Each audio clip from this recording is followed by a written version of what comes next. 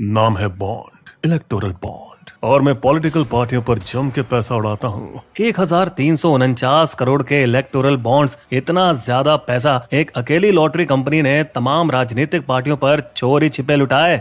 ये शायद इसलिए तो नहीं कि कुछ महीने पहले ईडी ने इनकी 250 करोड़ रुपए की संपत्ति जब्त कर ली थी और उन्हें पैसे देकर कुछ हाथ चिकने करने थे ताकि इस चिप को कानूनी बंदर से पीछा छुड़ाया जा सके। हमारे दूसरे मामले में जब इनकम टैक्स अधिकारियों ने 2019 में एक हैदराबाद कंपनी के दफ्तर पर छापा मारा उनके 2 नंबरी अकाउंट ट्रांसफर की जांच के लिए, तो लॉटरी कंपनी वाली तरकीब इस इंफ्रास्ट्रक्चर कंपनी ने भी लगाई। सैकड़ों करोड़ों के इलेक्टोरल बॉन्ड्स इन सभी पार्टियों को बांटकर। जून 2020 के एक और कांड में रिजर्व बैंक ऑफ इंडिया ने एक जबरदस्त यू टर्न मारा। सत्ताधारी बीजेपी को उन गुप्त इलेक्टोरल बॉन्ड से 25 करोड़ के चंदे मिलने के लगभग 3 हफ्ते बाद रिजर्व बैंक ने प्राइवेट बैंक के सीईओज को 15 साल के बाद भी कुर्सी पर चिपके रहने की इजाजत दे दी, जबकि पहले उनका 15 साल पर ही रोक लगाने का इरादा था।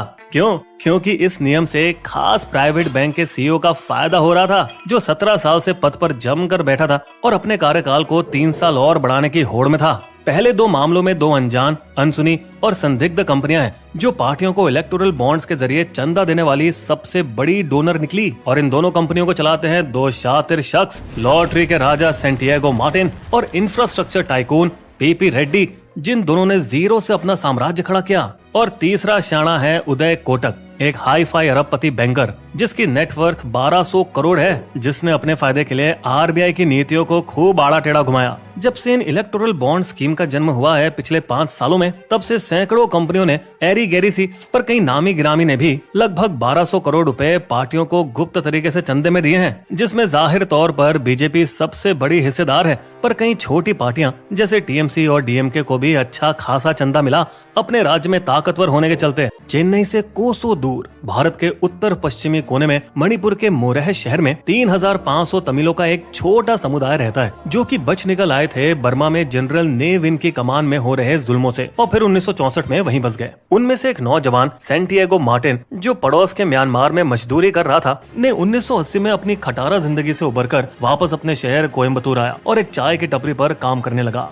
जहां उसने लॉटरी टिकटों के लिए लोगों का पागलपन देखा और लॉटरी की दुकानों को भारी मुनाफा बनाते भी, क्योंकि दुकानें भी इनामों के कुछ हिस्सों की हकदार होती हैं। तो हमारे मार्टिन ने भी मन बना लिया, ये जल्दी पैसा कमाने का 1 नंबर तरीका है, बस बहुत हुई मगजमारी। उसने अपनी पहली दुकान 2 अंक वाले लॉटरी टिकट की खोली और जो टिकट ना बिके उनके इनाम भी अपनी जेबों में डाल सिस्टम को चकमा दिया, जिससे उसका आत्मविश्वास बढ़ा और उसने कई सारी लॉटरी की दुकानें खोल ली। फिर ये लालची बंदे ने सीधा लॉटरी टिकट ही छापना शुरू कर दिया, अपनी खुद की कंपनी बनाकर। शुरुआत में कई लॉटरी खिलाड़ियों ने उसे टक्कर दी, पर मार्टिन ने जल्द ही सबको पछाड़कर तमिलनाडु की लॉटरी मार्केट में अपना दबदबा बनाया। उसने टीवी पर लॉटरी ड्रॉ का सीधा प्रसारण भी शुरू किया, जो कि लॉटरी के इतिहास में पहली बार हुआ था। अभी तक डीएमके सरकार के मुखिया एम करुणानिधि ही थे जिन्होंने मार्टिन को आगे बढ़ने में मदद की। मार्टिन में पैसे कमाने की भूख बढ़ती जा रही थी, तो उसने एक तरकीब निकाली। तमिलनाडु की गरीब जनता को सस्ते 5 और 10 रुपए के टिकट बेचना शुरू कर दिया। गरीबों ने लॉटरी थोक में खरीद तो ली, लेकिन कर्जों में डूबते चले गए और कुछ ने तो आत्महत्या कर ली, पर पैसा कोई नहीं जीत पाया, क्योंकि ये थी धोखाधड़ी। जयललिता, जो अभी अभी सत्ता में वापस आई थी, उन्होंने अपनी ताकत दिखाई और 2003 में लॉटरी व्यापार बैन कर दिया। हालांकि अफवाहें ये फैली हैं कि मार्टिन और करुणानिधि की दोस्ती से जलकर ही जयललिता ने ये कदम उठाया था। तो अब मार्टिन को जबरन अपनी कंपनी की शाखाएं दूसरे राज्यों में फैलानी पड़ी और इस किस्मत वाले बंदे का और भी मुनाफा होते गया, इतना कि 2002-03 में वो भारत का टॉप व्यक्तिगत टैक्स पेयर बना। उसकी पहली बड़ी सफलता पड़ोस के केरला में थी, जहाँ उसने भूटान और नेपाल से लाए हुए लॉटरी टिकट बेचे और वहाँ की लोकल लॉटरी दुकानों को इस बिजनेस में कुचल दिया। और यही मार्टिन ने अपना सबसे पहला चंदा दिया, 2 करोड़ रुपए सीपीएम के अखबार देशाभिमानी को। हालांकि जनता के विरोध के दबाव में मुख्यमंत्री विजयन को पूरा पैसा मार्टिन को लौटाना पड़ा। पर फिर यहाँ भी मार्टिन का खुराफाती दिमाग चला और उसने सिक्किम सरकार से 4752 करोड़ के लॉटरी टिकट खरीदे, लेकिन सिर्फ 142 करोड़ ही सिक्किम सरकार को वापस किए और घटक लिए बचे 4500 करोड़, जिस वजह से वो ईडी और इनकम टैक्स की रेडार पर आ गए। मगर वो बौखलाए नहीं और उसने मुख्यमंत्री के साथ अपने संबंध इतने मजबूत कर लिए कि जब उनके पास मिलने का अपॉइंटमेंट भी नहीं होता, अरे उन्हें आने दो, तुम्हें पता है वो कौन है, तब भी सभी मुख्यमंत्री उनसे तुरंत मिलते। अपने राज्य तमिलनाडु में उसने 20 करोड़ रुपए अपने दोस्त करुणानिधि की फ्लॉप पिक्चर पर लुटा दिए, इस उम्मीद में कि फिर से बने मुख्यमंत्री जी लॉटरी पर से पाबंदी हटा देंगे। ऐसा तो हुआ नहीं, लेकिन करुणानिधि ने मार्टिन के गैर कानूनी लॉटरी व्यापार को नजरअंदाज जरूर किया।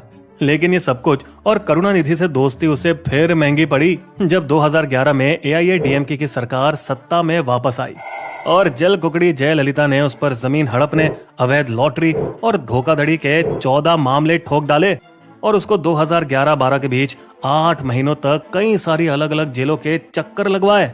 इस दौरान मार्टिन की पत्नी लीमा रोज पिक्चर में आई और उन्होंने ना ही सिर्फ फ्यूचर गेमिंग की कमान संभाली बल्कि राजनीति में कदम भी रखा और 2014 चुनाव के वक्त प्रधानमंत्री पद के उम्मीदवार नरेंद्र मोदी के साथ मंच भी साझा किया। मार्टिन ने जेल से छूटने के बाद रियल एस्टेट, शिक्षा और एंटरटेनमेंट में अपनी किस्मत आजमाई, लेकिन इनमें से कुछ खास फायदा नहीं हुआ और 2015 के बाद से IT, ED और CBI उस पर बरस पड़ी। कई सारे राज्यों में उसके दफ्तरों पर छापे मारे गए उसके लॉटरी के धंधे से टैक्स चोरी के इल्जाम पर। लेकिन हमारे शातिर मार्टिन ने अब एक नया अड्डा खोज लिया, पश्चिम बंगाल, जहां वो पॉपुलर डियर लॉटरी बेचने वाला एक लौता व्यापारी बना। वहां उसने ममता की TMC को पटाने के लिए अपनी ही लॉटरी में धांधली करवाई ताकि TMC के नेता कुछ इनाम जीत पाए और अपने पैर जमाने के लिए मार्टिन ने इलेक्टोरल बॉन्ड का सबसे बड़ा हिस्सा 542 करोड़ रुपए TMC को चंदे में दिए।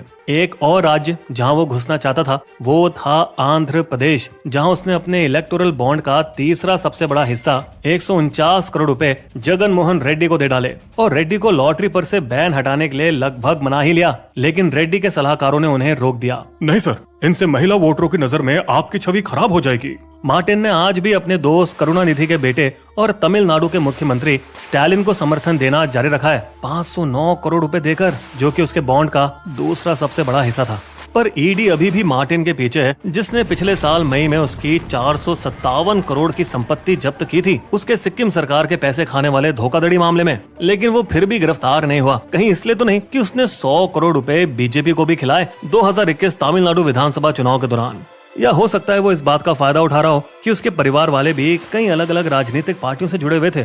हमारे ये शाणे बिजनेसमैन लॉटरी के राजा मार्टिन इन्वेस्टर वाले मूल मंत्र पर चल रहे थे, हमेशा अपना दांव फैलाते रहो।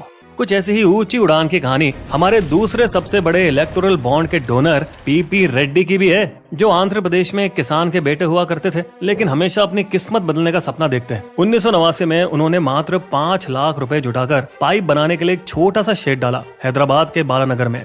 2 साल बाद उनके भतीजे की एंट्री हुई और वो छोटा सा शेड 10 सालों में एक बड़ी कंपनी मेघा इंजीनियरिंग में बदल गया। इसे 2004 में सबसे बड़ा बूस्ट मिला जब तब के अविभाजित आंध्र प्रदेश की कांग्रेस सरकार ने कंपनी को 28 सिंचाई प्रोजेक्ट बनाने का जिम्मा दिया।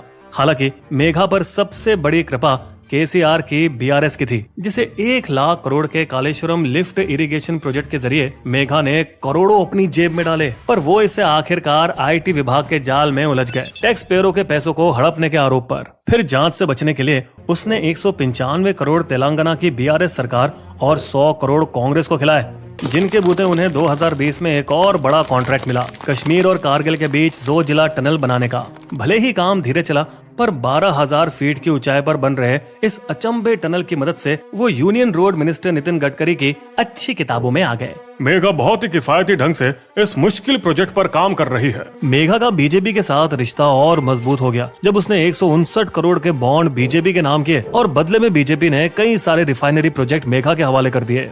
2023 में भी बीजेपी के 149 करोड़ के बॉन्ड लेने के 1 महीने बाद मेघा ने थाने बोरेवली ट्विन टनल प्रोजेक्ट जीत लिया। एनडीए की सत्ता वाली महाराष्ट्र में दोस्तों ये सिर्फ संयोग तो नहीं हो सकता ना। आज मेघा बहुत सारे राज्यों और देशों में मौजूद है और PP रेड्डी इतना अमीर बन चुका है कि उसने अपने लिए हीरो के आकार का घर बनाया।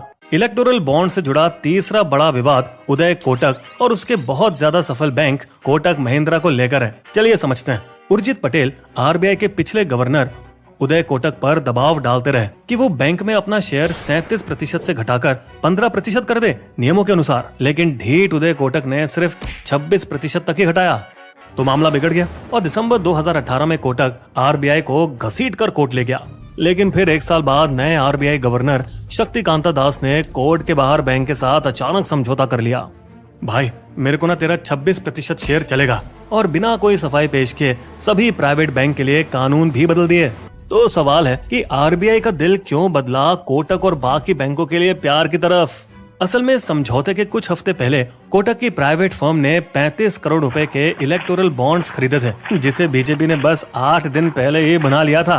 कोटक ने यही चाल फिर से चली और 25 करोड़ के इलेक्टोरल बॉन्ड फिर से बीजेपी के खाते डाल दिए, 15 साल से ज्यादा तक सीईओ की कुर्सी पर मजे मारने के लिए। पर जैसे ही उसे लगा कि इस इलेक्टोरल बॉन्ड के खेल ने उसे बचा दिया, तभी आरबीआई ने हाल ही में बैंक को ऑनलाइन नए कस्टमर लाने और नए क्रेडिट कार्ड्स जारी करने पर रोक लगा दी। वोडाफोन आइडिया के केस में भी मालिक आदित्य बिरला ग्रुप की कंपनियों ने भी बीजेपी पर 100 करोड़ के इलेक्टोरल बॉन्ड्स बरसाए, ताकि वो अपनी कंपनी के 16,000 करोड़ के कर्ज को सरकार की 33% हिस्सेदारी में बदलकर खुद को राहत दे सकें। इससे भी ज्यादा रहस्यमय बात तो ये है कि टॉप 200 डोनर में से 16 कंपनियों ने 710 करोड़ रुपए बांटे, जबकि उस टाइम उन्होंने इतना मुनाफा भी नहीं कमाया था। तो भैया पैसा आया कहां से? कुछ ऐसे ही क्विक सप्लाई चेन ने सिर्फ 109 करोड़ रुपए का मुनाफा कमाया, लेकिन इससे 4 गुना ज्यादा 410 करोड़ रुपए का चंदा देकर वे तीसरे सबसे बड़े डोनर बन गए। दिलचस्प बात तो ये है कि इस कंपनी के कुछ डायरेक्टर्स कथित तौर पर रिलायंस ग्रुप में सीनियर एग्जीक्यूटिव भी हैं। इन पर एक और बड़ा इल्जाम है सेंट्रल एजेंसी को जबरन वसूली के लिए इस्तेमाल करना, क्योंकि टॉप 30 इलेक्टोरल बॉन्ड में से 14 पर सेंट्रल एजेंसियों का छापा पड़ा है। जैसे कि जब ईडी ने औरोबिंदो फार्मा के डायरेक्टर शरथ चंद्र रेड्डी को गिरफ्तार किया दिल्ली शराब घोटाले में, तब इस हैदराबाद की कंपनी ने 5 दिन बाद बीजेपी को 5 करोड़ रुपए से नवाजा। और इस चाल ने न सिर्फ रेड्डी को जेल से बाहर निकाला, बल्कि रेड्डी से ऐसे बयान दिलवाए जिसकी वजह से दिल्ली के मुख्यमंत्री अरविंद केजरीवाल को जेल जाना पड़ा। इस मुद्दे पर और बातें दिल्ली शराब घोटाले पर हमारी आने वाली एक वीडियो में। बात यही नहीं रुकी। नवयुग इंजीनियरिंग, जिस कंपनी ने उत्तरकाशी का अब बदनाम सिल्क यारा टनल बनाया, उसने भी बीजेपी को 55 करोड़ रुपए दिए। ये वही टनल था जिसका एक हिस्सा नवंबर 2023 में ढह गया था और 41 मजदूर उसके अंदर 17 दिन तक फंसे हुए थे, पर कंपनी के खिलाफ एक एफआईआर तक नहीं हुई। जब 2018 में पहली बार फाइनेंस मिनिस्टर अरुण जेटली ने इलेक्टोरल बॉन्ड स्कीम पेश की, तो उस समय विपक्षी पार्टियों में से किसी ने भी इसका विरोध नहीं किया था। ये तो एनजीओ, वामपंथी पार्टियों और कॉमोडोर लोकेश बत्रा जैसे एग्जीक्यूटिव की वजह से हुआ, जो लगातार याचिकाएं और आरटीआई दाखिल करते रहे। और सुप्रीम कोर्ट की जोरदार फटकार भी यहाँ काम आई, जिसने एसबीआई को बॉन्ड डेटा उगलने पर मजबूर किया। हाँ, वैसे कह सकते हैं कि इलेक्टोरल बॉन्ड ने काले धन में लिपटे राजनीतिक डोनेशन की समस्या को कुछ हद तक हल करके उसे बैंकिंग सिस्टम में जरूर लाया, मगर अगर गौर से देखें तो ये भी वही 60 गांठ वाली भ्रष्टाचार की पुरानी शराब निकली, जिसे हमें एक नई चमकीली बोतल में परोसा गया।